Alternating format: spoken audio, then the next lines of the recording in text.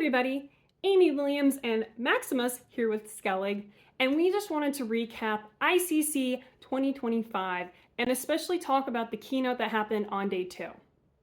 Now, the headline news, of course, is that Ignition 8.3 is officially released, so go ahead and download that right now.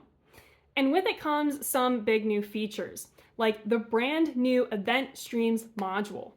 Basically, Ignition is stepping into the world of event-driven data plumbing, letting you set up real-time pipelines from tags, APIs, or message brokers and push them wherever they need to go. They also mentioned that there is going to be an MCP server module that's going to get released at the end of the year. Now, because it's not out yet, I'm going to leave that for another video once I actually have a chance to get my hands on it. But here's the thing.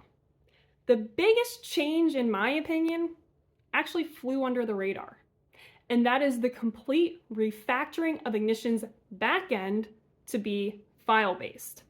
Now, why does that matter? Well, this revolutionizes validation for life sciences. Up until now, Ignition projects were stored inside of the gateway, and in the gateway, you still had to manually click around to do a lot of config changes, which meant that every big change had to be managed through some kind of SOP and manual process. So that meant it was really easy for a production system to technically drift or get out of sync without anyone realizing. Now, with 8.3, all of that configuration lives in files, and that changes everything. We can finally treat Ignition like true infrastructure as code. So there should literally be no reason not to have a proper dev, val, and prod system because it's going to be that easy to duplicate and maintain them. Because IT can spin them up from files and not even need to really know what the Ignition gateway is.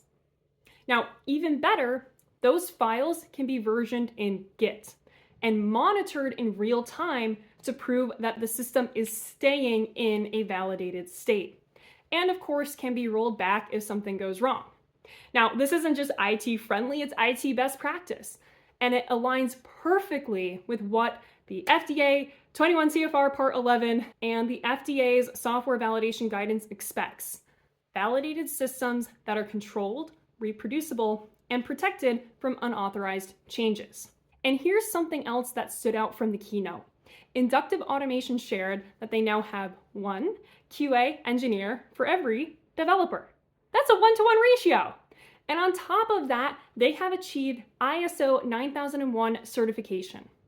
So this tells me that Ignition isn't just adding features.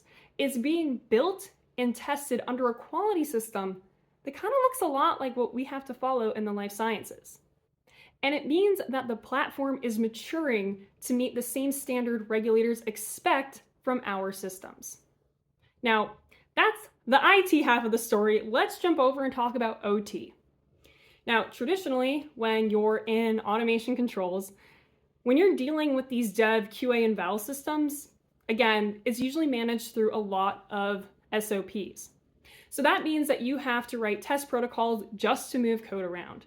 You have to execute them manually and basically sign off on a mountain of paperwork just to prove your systems are in sync.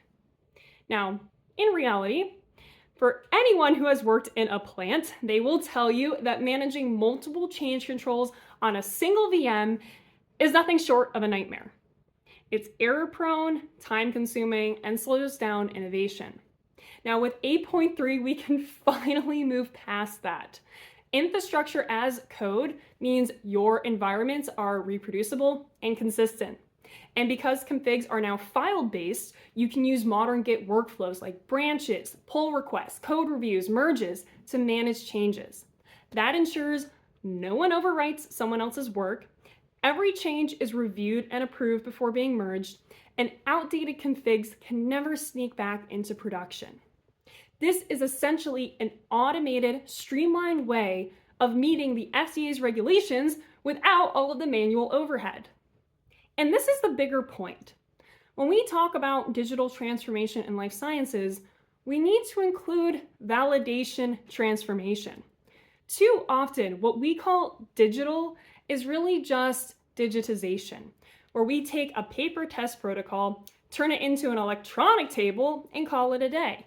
And that's not transformation. That's not working smarter. It's still manual. It's still error prone. With 8.3, we now have tools that allow real transformation. File-based config, automated deployments, continuous validation monitoring. These give us a pathway to smarter, faster, more reliable validation processes. So yes, the event streams module is cool. The announcement for the MCP server is gigantic. But for life sciences, the real story today is that Ignition 8.3 finally brings us into the world of DevOps and infrastructure as code. This version makes doing things the compliant way, finally, also the easy way.